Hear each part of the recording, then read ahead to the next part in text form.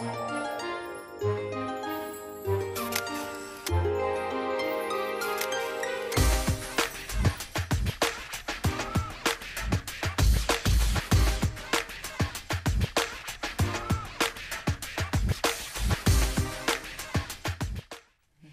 everyone, and welcome to Off the Cuff, where the headlines come to life.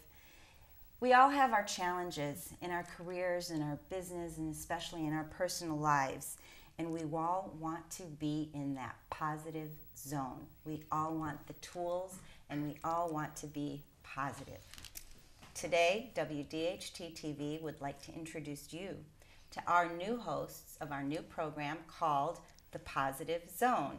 We have Doris, Sherri, and Chris, and I'm so excited to have them here with me on Off the Cuff today, and we're going to be talking about this new programming brought to you by WDHT TV. Christopher. Yes. Tell us a little bit about yourself and your background. Sure. Well, I am an empowerment specialist. I was a former teacher of 15 years in inner city Flint, and that's actually where the Positive Zone developed. That was my classroom, was called the Positive Zone. And it was because of the challenges that students in the inner city faced. I'm also an ontological coach, and so I've worked with people in personal transformation for a number of years as well. That sounds so exciting. I can't wait to get into that and talk more about it as well. Sherri, talk to us. So I am a cash flow is my passion, and education. And so I work with people in their cash flow and businesses and cash flow, and I'm a professor for entrepreneurship. I always have a hard time with that word. Entrepreneurship. Yeah, and with creativity and innovation. Okay. So, and I work with a Positive Zone as well, because they need cash flow. Absolutely. I was going to say, right. To be positive, you need a cash flow. Exactly. So it's a good fit. She's the brains behind the operation for us. Absolutely. Doris, talk to us about yourself. Well, my name is Doris, and I'm actually the internship coordinator at Specs Howard School of Media Arts. I'm also a program director for the Images and Perceptions Diversity Conference. Yes, you are. And I am a staff member for the Positive Zone. So I work with the schools, different schools, and I work with the students as well. Phenomenal. You have a history too that I can't wait to get into. Chris, Sure. what was, you said that your classroom was basically the Positive Zone. So what was the inspiration to actually create this program that is so phenomenal? And when I learned about it, it was like, yes, I mean, this is so necessary, especially with the challenges that young people face, adults face, these days, economically speaking, socially speaking, all the different things that are coming at us, and especially young kids who can't process it and are not mature enough to intake all the information that is coming their way. So tell me, what was the inspiration, and how did we get started with the Positive Zone? Yeah, well, you said it. It was necessity. I was a teacher, and I have this chip on my shoulder where I have to succeed at whatever I do, and my students were failing. You know, I was in the inner city. I had some brilliant students, and they weren't passing my class. It wasn't just a few, it was the majority. And it didn't matter how good I became as a teacher, there were these social challenges like you were talking about, these environmental... That took them away from the focus. Right, and so I knew that if I was ever going to be successful as a teacher, that meant my students had to be successful as students. I had to address all those social issues. So I got involved in personal development, empowerment, life skills. And as I continued to learn more and more, I started applying those principles into my classroom. But more importantly, I would literally have a morning message where I would spend 2 minutes, which grew into 5 minutes and then 10 minutes. Before long, I was spending more time on social skills than I was even on science, which I was a science teacher. But I found amazing results, because in 30 minutes of focused education, having 15 minutes of social skills, we accomplished 10 times what we were able to accomplish when I had none of it. So it is that behavioral aspect that really needs to be put into perspective to realize any kind of success, because that can bring you down so much.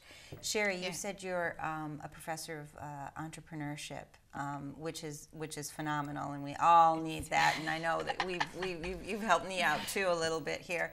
Still haven't gotten it though, so but I'm working on it. But being involved in the positive zone, now how do you integrate those two things and make that sort of a working well, recipe? like you kind of said it earlier, is that we need, we all have circumstances. Sure. And so the thing I love the most about the positive zone is it really teaches how to be successful regardless of our circumstances. And when Chris was talking about like the inner city, I mean, we can't solve safety and poverty. Those issues are so big, but we can all learn skills and the tools to be successful regardless of what our circumstances are. Mm-hmm. And there's so many examples of people everywhere that have phenomenal success, and they had really limiting circumstances. So when you learn those skills, anything's possible. Anything's possible, and that's the part that's so exciting. And so I teach a lot of creativity and innovation. Well, creativity is about success using what you've got available. Right. The thing I love about having you involved is that you don't just talk about what's possible. You have like specific tools. Here's how you get to this level of success. Here's how you make this work. Mm-hmm. And so it's very exciting, because there's so much that they're tools. They're not like what we're born with. They're just tools. And when you learn how the tools, it's like riding a bike. When you learn how to do it, then it becomes who you are. Mm-hmm. Learning. I think that's the word. It's the tools are there. It's learning how to use them in the right way to overcome those boundaries and those fears that people have. So that's priceless. It is. And one of the, in the schools, and we'll talk about some of the work we do with kids in the schools, we had a success night at the end of one of our programs this summer, and we were talking with this wonderful young woman, and she's just like, I have so much in me that I want to do, but I just don't know how. Just getting over that hurdle. She's like, I just don't know how. And we're like, well, we can teach the how. We can teach the how. Tell us what, and it's we'll teach how. But for you to have those dreams and those ideas, that's the most important part, right? And for a lot of the students, they don't even have the dream, because it's just kind of been they haven't survival. Been exactly. They've been in survival, so they haven't learned that that's possible for them. So this is all part of it. Amazing. Doris, you are part of the Positive Zone, not only as now a coach, but as maybe a student. Yep. You went through the entire process, and I know Chris and Sherri were very instrumental in getting you to where you're at right now. Tell us a little bit about your journey. It's so interesting, because I've had a lot of positive people in my life, and I knew always that I had this positivity inside of me. I've always kind of been one of those people that's Ever since you were this big. She'll know. It's like been by her side. Yeah, it's like I've always had that inside of me, and I was lucky enough to have mentors in my life that showed me like different things to come outside of, based on things that I grew up kind of with. And then I think what happened was there's this different point in my life. Well, my father passed away, but it's not just the passing of my father. It was this stress and burden and finances and everything that was just coming, across me. And I wasn't working at the time where I went for the job, which was where I'm at now. I didn't get the job, and I couldn't understand why I didn't get the job. And then I'm like, well, what's going, I'm in this, like, I'm trying frustration. Nothing's going, everything's here. And so Justin Ford, who is a part of our group, I went to 9th grade homecoming with him, and it's funny how things always work out in circles. And in 9th grade, we were like here, and then he decided to go there, and I was like going right, and he went through a big, part of his life. But he goes, I want to introduce you to, Chris and this group. I'm like, okay. So it actually didn't start out with the coaching. It just started out that they're like, well, you do sales and marketing. Let's bring you on board. From there, it was all I needed, and what I was missing was the tools. That's what it was provided for me, was what Chris has created was, here are the tools. Here are the steps. This is, we go A, B, C, D, E, F, G. So there's a process. There's to a all of process, this. and that was the most important thing, and that's what helped me to get from here to here was by following a process and steps that led me to now where I'm at. Yeah, you know, I've had a lot of experience like in self-help and that sort of thing, where you go to a seminar or a workshop or you read a book, or you have this sort of one and done type mentality. It's like, I'm going to give you all the tools tonight or this weekend. Yeah. Now go live your life. Well, we need that. Like Doris said, it's a process. And I would say, yeah, right, and just turn it off, because that's not possible. Yeah. Or you go and you are great. You listen to it and you're excited, and then you step back into your old routine. Yeah, your old routine with the same people and the same thought processes, and so it's not that it's always bad. It's lots of times it's great stuff, but there's not the follow through. Right, because life is a process. So if we're not operating with a process, it's sort of like, what are we going to do? And it's the support, which was the biggest thing, is that you can be taught something, and then now you're going out. What you said, you go in the real world, and then you're like, okay, wait a second, this is kind of scary. I'm not sure. And then I remember I would call Chris, and I'm on the phone, I'm like, I'm so angry, I'm so upset. And he goes, cool. Like, what do you mean, cool? I want to be angry right now. He's like, cool, this is that process. And that support, I think, is the biggest thing, because you will go back in that rut and you go back to the old habits if you don't have that support to say, okay, now you have the tools, you practiced it, now here's the test. Now we have to get through it too. And I love that, because you were angry and he said, cool. Because if you're trying to cover that anger, you're never going to put it on the table and deal with it. Yep. So being angry is allowing you to go through the process of your transformation, and to sort of, you know, affirm the fact that, I have a right to be angry, because this isn't where I want to be. Yeah, when you're learning how to lead an empowered life, every experience you have can be part of that process. So whether it's anger, you can have an empowered form of anger. You can have an empowered form of everything. So there's not a single experience that you go through that we need to hide from, or, you know, it's all part of it, you know. I mean, a lot of kids are exposed to so many things, you know, from TV to, you know, sex, violence, drugs, and they're exposed at a younger age. Growing up, I used to watch I Love Lucy and Leave It to Beaver. I mean, how you know, risque can those things be? And right now, you've got Beavis and Butthead, you've got, you know, The Simpsons, and these are like cartoons geared toward, and the messages, I mean, it's just, it's mind-boggling. And so these children and kids are not equipped mentally or at a maturity level to intake all this information and just take it for face value, and so they emulate this. So how do we deal with the messages that are coming through, let's say with, you know, a 19, 20-year-old who is on the verge of adulthood, but yet is still doesn't have the maturity to, you know, intake all this or you know, accept this in the way that it needs to be accepted. So how do we do that? Well, that's a mouthful, I know. Yeah, let's see where to start. But how? Tell me, give me the tools. Well, to look at the basics of it, I mean, we all have external circumstances, and including the things we see on TV. I mean, those are all external messages that we're receiving, but we also have something inside of us. And so if we can learn how to access that which is within us, instead of focusing our entire reality on what's outside of us, it's an entirely different experience in life. So everything that we want to do when we're empowering people is based on having them to look within and finding what is their purpose, what are their passions, what are their commitments, who are they truly within, you know, and then express that consistently over time. And that's what I have to feed off. Is one of the first things that I learned was we did identity work. I did a passion quiz to kind of bring out what is it inside of me that always kind of shows up big, or what shows up really natural for me.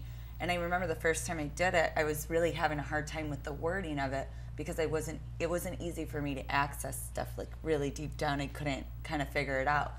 And that's what he said, is once I figured out there's the 4 identities that I kind of go into, I realized, oh, I see. This is kind of like I have an Oprah mode where I'm like results driven and like nothing else. Like I'm just like in that mode and nothing can take me off of there. Yeah, like a little loca Oprah. And then I have like Curious George, which is the softer side of me that wants to be curious. I think that's the most important thing is what I've learned through this and us working with the schools is that no matter what age that a child is, from even 3 years old, 5 years old, 19, even to adulthood, is being confident and inside and understanding how you operate yourself.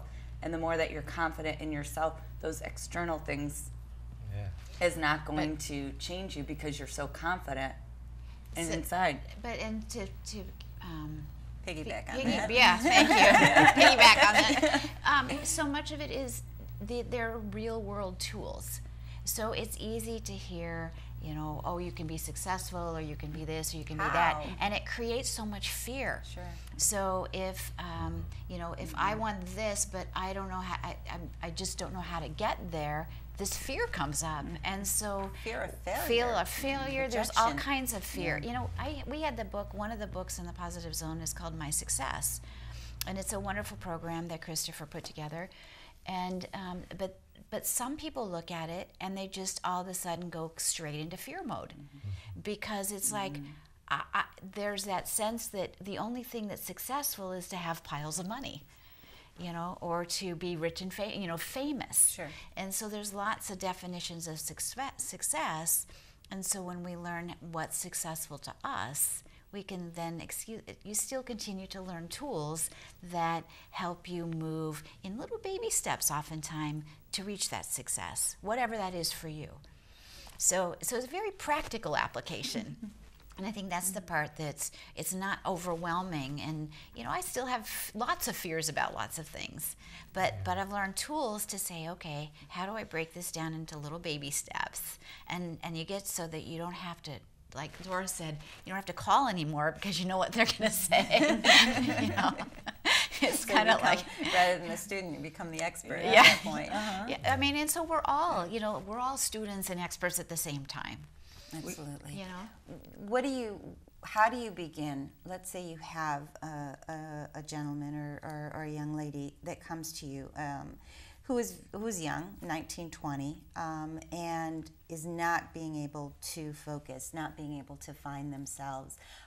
Just sort of the fear factor is sort of constantly taking over their progress mode. The fear of failure, the fear of not being accepted, and being comfortable in not producing, not doing anything, because that's their safe haven. Because if they don't do, they won't be criticized. If they don't do, they're in a safe zone because they're not expected to do. How do we get someone in that mode moving forward?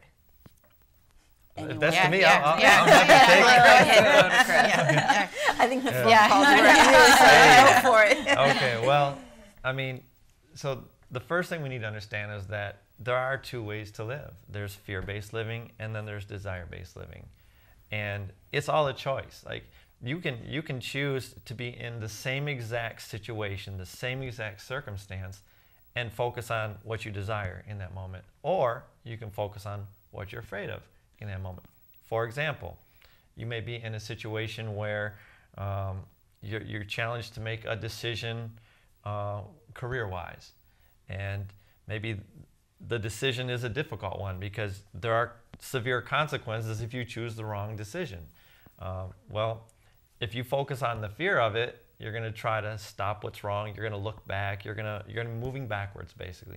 If you look at what you desire, say, well, I really desire this, and this in my life, so I'm going to choose the career that gets me there.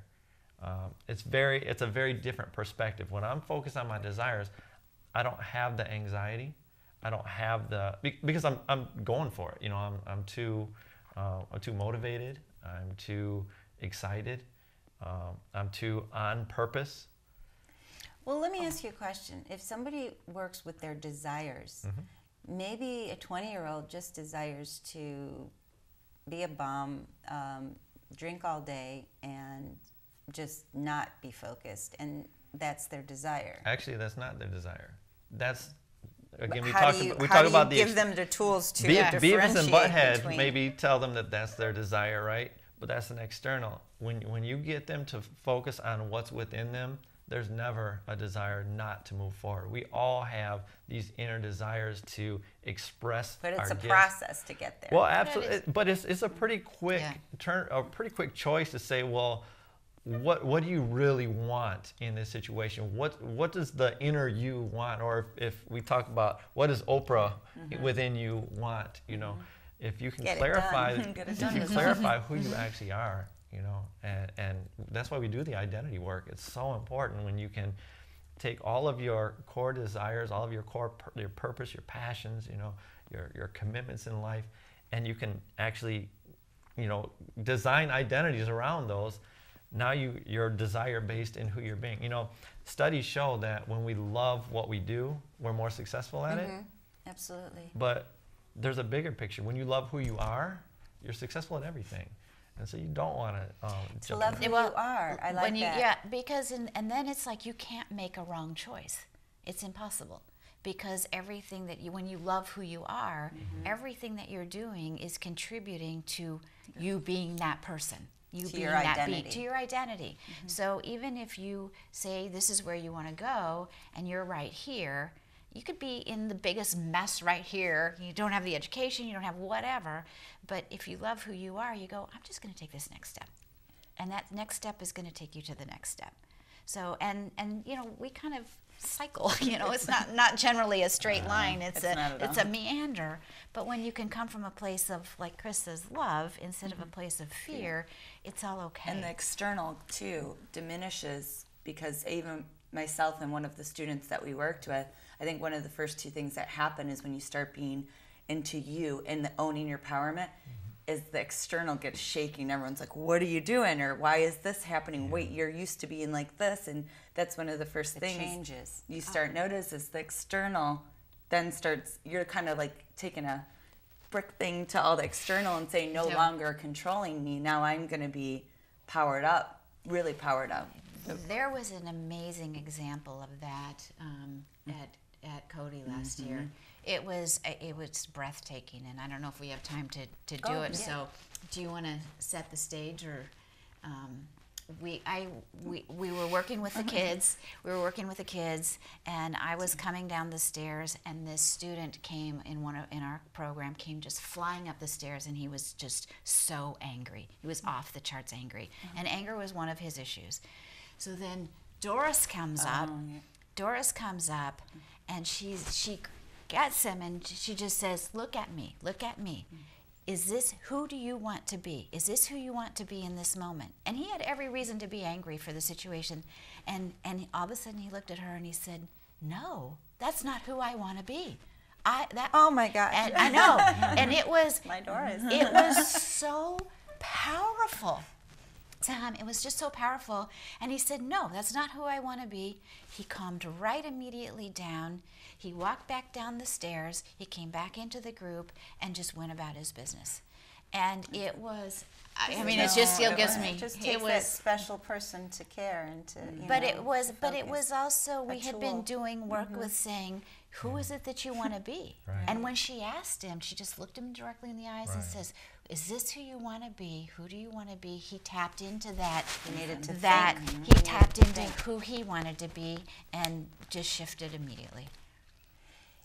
Doris, you've gone through this experience, and I'm sure it wasn't all yay and everything's great, and I love myself and I just want to do everything great and good.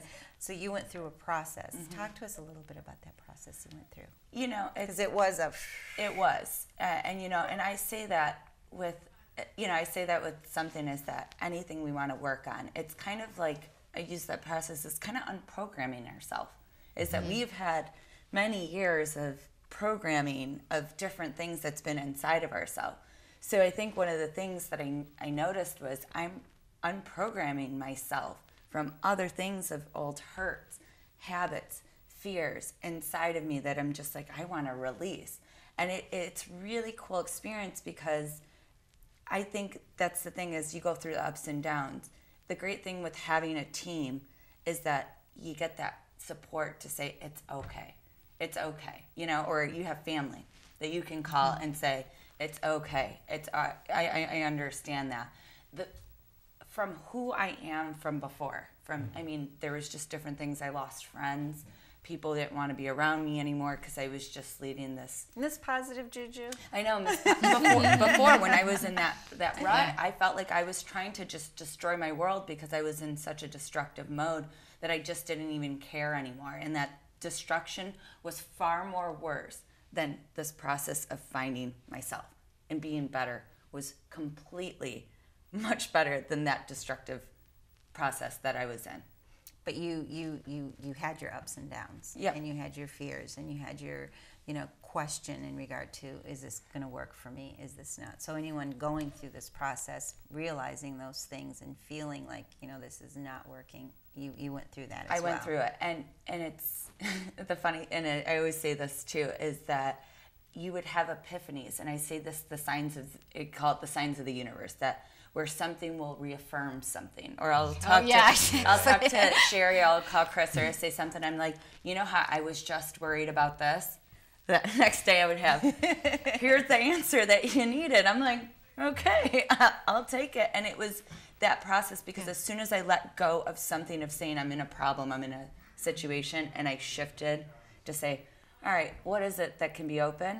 I started actually opening my eyes to start seeing things that was possible. So your peripheral vision sort of opened up, and so you're looking at things more clearly and more widely, and your focus of destruction or sadness or fear is something that you allow yourself to open up to. So, I guess you're saying that we all have it. We just have to figure everybody out has everyone. it. Absolutely. It's amazing how much you can see when you free yourself from all of the restrictions that Right. we place on ourselves. Absolutely. In life. You know, you mentioned that Doris had ups and downs, and you know, the reason for that is because we do have attachments to our current reality. It's our comfort zone. And so when we do introduce new ideas, even though we may desire those, even though they may be things that we know are going to help us and lead to a life that we more desire, you know, we still have that attachment to the way things are right now. But to Doris's point, we're creatures of habit. yeah. But And we have to be to survive, or Absolutely. we would be, you know, we couldn't But survive. we have to if be open up to change, Right. especially if our habits aren't working for But us. there's so much. It's so much easier though when you have that support structure in place, and that's what Doris was talking about. It wasn't necessarily a difficult process for her. There were some ups and downs, but nothing like what it could have been because she has that support. There. Yeah. Well, I'm really excited about moving forward with the Positive Zone, and actually having our audience talk about their issues. And we want you to write to us and give us questions, give us things that you're dealing with in your life and what is happening with you. You can write us at WDHT Tv@gmail.com. Give us some ideas. What are you going through in your life? What questions do you want? What are the tools that you need to move forward? For Doris, Sherri, and Chris, and myself, we would like to invite you to watch The Positive Zone at noon, 12 o'clock, and at 6 o'clock on our programming at WDHT TV. So please stay tuned to The Positive Zone, my wonderful co-hosts, and we will see you on the set of The Positive Zone. Have a good day.